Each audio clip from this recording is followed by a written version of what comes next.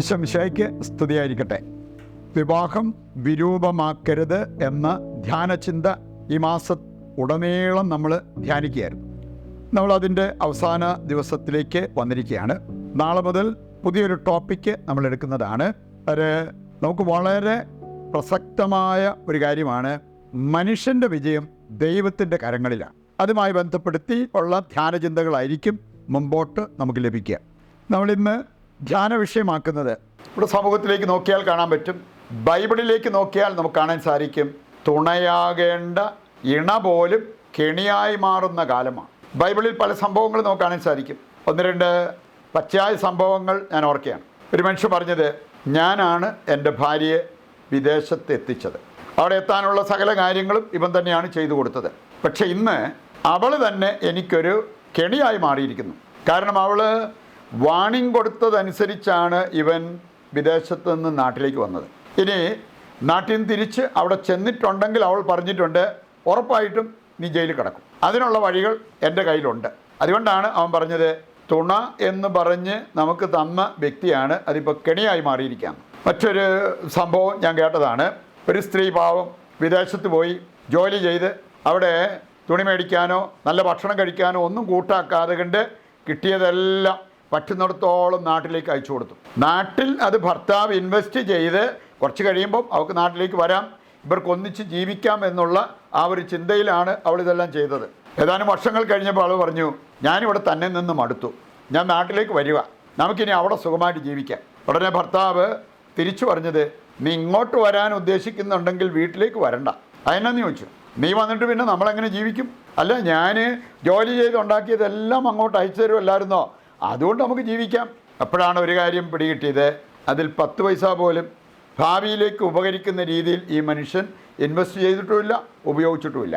കിട്ടിയതെല്ലാം കൂട്ടുകാരുടെ കൂടെ കൂടി ദൂർത്തടിച്ചു. ഭാര്യ വിദേശത്ത് കിടന്ന് അധ്വാനിക്കുന്നു, കിട്ടുന്ന ശമ്പളമെല്ലാം ഇങ്ങോട്ട് അയച്ചു കൊടുക്കുന്നു. ആ സ്ത്രീക്ക് മനസ്സിലായി, ഈ ഇണയായിട്ട് കിട്ടിയ വ്യക്തിയാണ് അവസാനം അവർ തന്നെ ഒരു കെണിയായി മാറി. പ്രിയപ്പെട്ടവരെ, ഇങ്ങനെ ഒരവസ്ഥ വരരുത് എന്ന് നമ്മൾ ഓരോരുത്തരും, പ്രത്യേകിച്ച് ദമ്പതിമാർ ശ്രദ്ധിക്കണം. എന്നെ വിശ്വസിച്ച് ഇറങ്ങി വന്ന എൻ്റെ ജീവിത പങ്കാളിക്ക് ഞാനൊരു കെണിയായി മാറരുത്. ബൈബിളിലൂടെ കടന്നു പോകാം. ഏതാനും സംഭവങ്ങൾ എടുക്കുമ്പോൾ നമുക്ക് കാണാൻ സാധിക്കും. ആദ്യമായിട്ട് തന്നെ നമുക്ക് ഉൽപ്പത്തി 3-ാം അധ്യായം എടുക്കുമ്പോൾ ഒരു ദമ്പതിമാരെ കാണുന്നുണ്ട്, ആദവും ഹവ്വയും. രണ്ടുപേരും നല്ല പറുദീസ അനുഭവത്തിൽ ജീവിച്ചതാണ്. അങ്ങനെ ഇരിക്കുകയാണ്, സാത്താൻ്റെ അസൂയ മൂലം അവൻ വന്നു, ഹവ്വായുടെ അടുത്ത് വന്നു, അവളോട് പറഞ്ഞു, ഈ ഖനി ഭക്ഷിച്ചാൽ നീ ദൈവത്തെ പോലെയാവും. ആദ്യം അവൾ നോ പറഞ്ഞെങ്കിലും പറഞ്ഞു നിർബന്ധിച്ച് അവസാനം സർപ്പത്തിൻ്റെ കെണിയിൽ വീണു. അവളത് ഭക്ഷിച്ചു. അതിലൊരെണ്ണം കൊണ്ടുവന്ന് ഭർത്താവിനും കൊടുത്തു, ആദത്തിനും കൊടുത്തു. രണ്ടുപേരും അത് ഭക്ഷിച്ചു കഴിഞ്ഞപ്പോൾ സംഭവിച്ചത് എന്താണെന്ന് നമുക്കറിയാം. ഭാര്യയെ വിശ്വസിച്ച് അത് എടുത്ത് ഭക്ഷിച്ചതാണ് ആദാം. എന്താ പറ്റിയേ? രണ്ടുപേരും പറുദീസായിൽ നിന്ന് ഔട്ടായി, പുറത്തായി. അവരെ പുറത്താക്കി വാതിലടച്ച് സീൽ ചെയ്തു. പറുദീസ അനുഭവത്തിൽ കഴിഞ്ഞിരുന്നവർ ഇപ്പോൾ പെരുവഴിയിൽ എത്തി നിൽക്കുന്ന ഒരവസ്ഥ. കാരണം ഭാര്യ പറഞ്ഞത് കർത്താവ് പറഞ്ഞതിനേക്കാൾ വിശ്വസിച്ച് ഏറ്റെടുത്തതാണ് പറ്റിയത്. പറയുണ്ട്, ദൈവം കഴിഞ്ഞിട്ടേ ഉള്ളൂ ജീവിത പങ്കാളി പോലും. ആ രീതിയിൽ നമുക്ക് എടുക്കാൻ സാധിക്കണം. ഒരു ഭാര്യ സൂചിപ്പിച്ച കാര്യം, ഇപ്പം എനിക്ക് ഭയങ്കര സങ്കടമാണ്. ഭർത്താവ് കല്യാണം കഴിഞ്ഞപ്പോൾ എന്നെ വിളിച്ചിരുത്തി എന്നെ ചില പോണോഗ്രഫി പോലത്തെ, ബ്ലൂ ഫിലിം പോലത്തെ സാധനങ്ങളെല്ലാം കാണിച്ചു. അദ്ദേഹത്തിൻ്റെ നിർബന്ധത്തിന് വഴങ്ങി ഞാനത് കണ്ടു. അതിപ്പോൾ എൻ്റെ മനസ്സിൽ നിന്ന് പോകുന്നുമില്ല. എനിക്ക് ഭയങ്കര കുറ്റബോധം. ദൈവം കഴിഞ്ഞിട്ടേ ഉള്ളൂ ഭർത്താവോ, ദൈവം കഴിഞ്ഞിട്ടേ ഉള്ളൂ ഭാര്യയോ, അവർ ഓർഡർ നമ്മൾ പാലിച്ച് മുമ്പോട്ട് പോകണം. രണ്ടാമതൊരു കാര്യം കാണാൻ സാധിക്കും. 1 രാജാക്കന്മാർ 21-ാം അധ്യായം. ആഹാബും ജസബലിൻ്റെ പ്രേരണയ്ക്ക് വഴങ്ങി പ്രവർത്തിച്ച ആഹാബ്. അവസാനം അവനെക്കുറിച്ച് ദൈവം പറഞ്ഞത്, നീ നിന്നെ തന്നെ വിറ്റവനെ പോലെയായി. 21-ന്റെ 25 വായിക്കുമ്പോൾ അവൾ പറഞ്ഞിട്ടുണ്ട്, നിന്റെ ഭാര്യയെ പ്രീതിപ്പെടുത്താൻ വേണ്ടി ദൈവത്തിന് അനിഷ്ടമായത് നീ ചെയ്തു, അതുകൊണ്ട് നീ നിന്നെ തന്നെ വിറ്റവനായി മാറി. അങ്ങനെ ഒരു ദുരവസ്ഥ വരാതിരിക്കാൻ നമ്മൾ പ്രത്യേകം ശ്രദ്ധിക്കണം. മറ്റൊരു ദമ്പതിമാരെ കാണാൻ സാധിക്കും. എസ്തേറിൻ്റെ പുസ്തകം 3-ാം അധ്യായം 1 മുതൽ 6 വരെയുള്ള വചനങ്ങൾ വായിക്കുമ്പോൾ, സേരേഷ്, അവളുടെ ഭർത്താവ് ഹാമാന് അവന് ഒരു ഉപദേശം കൊടുക്കുന്ന സേരേഷിനെ കാണാൻ പറ്റും. മൊർദെഖായിക്കെതിരെ ചിന്തിക്കാനും അവനെ മരണത്തിലേക്ക് നയിക്കാനും ഒരു കഴുമരം ഉണ്ടാക്കാൻ ഉപദേശം കൊടുത്തത് ഈ ഭാര്യയാണ്. അവസാനം നമ്മൾ കാണുകയാണ് ഈ കഴുമരത്തിൽ തൂക്കപ്പെട്ടത് ഹാമാനാണ്, അല്ലാതെ മൊർദെഖായി അല്ല. ഭാര്യയുടെ ഉപദേശം കേട്ട് അങ്ങനെ ഒരു കാര്യത്തിന് പോയിട്ട് അവൻ്റെ ജീവിതത്തിൽ വന്ന ദുരവസ്ഥ നമ്മൾ തിരിച്ചറിയണം. വീണ്ടും നമ്മൾ കാണുന്നുണ്ട് സോളമന് പറ്റിയ കാര്യം.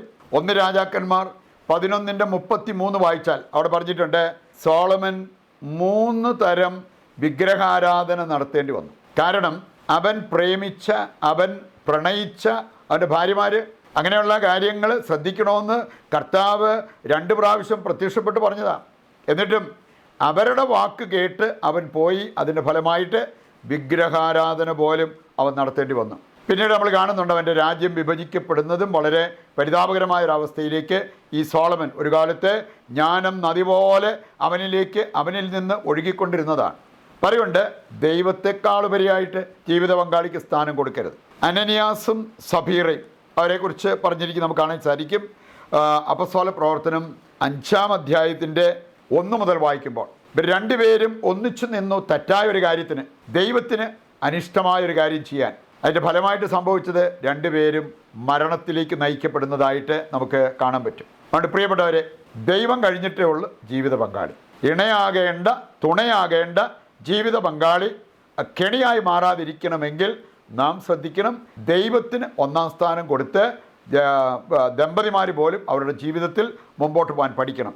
അതിനുവേണ്ട കൃപയ്ക്കും അനുഗ്രഹത്തിനുമായി ദൈവത്തോട് പ്രാർത്ഥിച്ചുകൊണ്ട് പ്രതിഷ്ഠാ ജപത്തിൽ നമുക്ക് പങ്കുചേരാം. നമ്മളിന്നൊരു കോമൺ നിയോഗമായിട്ട് വയ്ക്കുന്നത് പങ്കാളിയാൽ വഞ്ചിതരായവർക്ക് വേണ്ടിയാണ്. ജീവിത പങ്കാളിയാൽ വഞ്ചിതരായ വ്യക്തികളെ നമുക്ക് ദൈവകരങ്ങളിൽ സമർപ്പിച്ച് പ്രത്യേകം പ്രാർത്ഥിക്കാം. സ്ത്രീയും പുരുഷനുമായി മനുഷ്യനെ സൃഷ്ടിച്ച നല്ല ദൈവമേ, എല്ലാ ദമ്പതിമാരെയും അവരുടെ കുടുംബത്തെയും ഞങ്ങൾ അങ്ങയുടെ തിരുഹൃദയത്തിൽ പ്രതിഷ്ഠിക്കുന്നു. പുരുഷന് ചേർന്ന ഇണയെ ഞാൻ നൽകുമെന്ന് അരുൾ ചെയ്ത ദൈവമേ, ഞങ്ങളുടെ ജീവിത പങ്കാളിയെയും മക്കളെയും ദാമ്പത്യ ജീവിതത്തിൽ ഞങ്ങൾ നേരിടുന്ന എല്ലാ സുഖദുഃഖങ്ങളെയും ഞങ്ങൾ അങ്ങേക്ക് പ്രതിഷ്ഠിക്കുന്നു.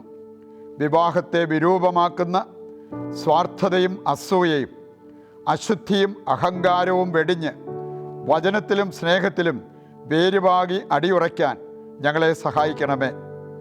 പ്രാർത്ഥനയും പരിത്യാഗവും വിശുദ്ധിയും വിശ്വസ്തതയും ശാന്തിയും സമാധാനവും ഞങ്ങളുടെ കുടുംബത്തിൻ്റെ മുഖമുദ്രയാക്കണമേ. സ്നേഹിക്കാനും സ്നേഹിക്കപ്പെടാനും അതിലൂടെ ഏറ്റവും നല്ല സുഹൃത്തുക്കളാകാനും അങ്ങയോട് ചേർന്ന് മുപ്പിരിച്ചരടാകാനും എല്ലാ ദമ്പതിമാരെയും അനുഗ്രഹിക്കണമേ. ആമേൻ. നമ്മുടെ ഇന്നത്തെ എല്ലാ അവസ്ഥകളും ഇന്നിൻ്റെ എല്ലാ പ്രാർത്ഥനാ നിയോഗങ്ങളും ദൈവകരങ്ങളിൽ ഏൽപ്പിച്ചുകൊണ്ട് താഴ്ന്ന സ്വരത്തിൽ കർത്താവിനെ സ്തുതിച്ച് ദിവ്യകാരുണ്യത്തിൻ്റെ ആശീർവാദം നമുക്ക് സ്വീകരിക്കാം. യേശുവേ നന്ദി. Hallelujah, hallelujah. കർത്താവേ ഏറ്റെടുക്കണമേ. ഞങ്ങളെ ഓരോരുത്തരെയും ഞങ്ങളുടെ എല്ലാ പ്രാർത്ഥനാ നിയോഗങ്ങളെയും ഏറ്റെടുത്ത് ഞങ്ങളെ, ഞങ്ങളുടെ കുടുംബത്തെ, ലോകം മുഴുവനെയും സമൃദ്ധമായി അനുഗ്രഹിക്കണമേ. യേശുവേ നന്ദി, യേശുവേ സ്തുതി, യേശുവേ ആരാധന.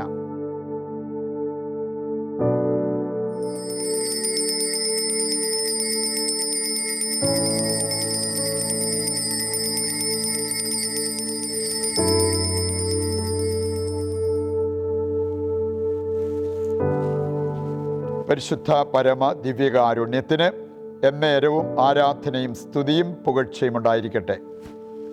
ഈശോ മിശിഹായ്ക്ക് സ്തുതിയായിരിക്കട്ടെ. ദൈവം നിങ്ങളെ സമൃദ്ധമായി അനുഗ്രഹിക്കട്ടെ.